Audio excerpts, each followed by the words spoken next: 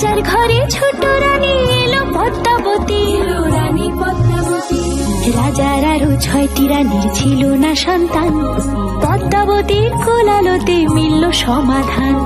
বছর যেতে জন্ম নিল 7 ছেলে 1 মেয়ে, হয় খুশির আকাশ হঠাৎ কালো মেঘে গেল ছেয়ে।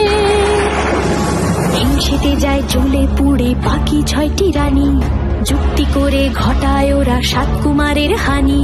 সুযোগ মতো 7 ছেলেকে মাটিতে দেয় পুঁতে, বাঁচে একা পারুল, ওরা পায় না তাকে ছুতে। ধাইমা বাঁচায় সেই মেয়েকে বড় করে তোলে, 7 ভাইকে পায় যে পারুল 7টি চাপা ফুলে। এত কিছুর পরেও রাজার বিপদ যে কাটে না, সূর্য নগরে সুখের সূর্য আর ওঠে না।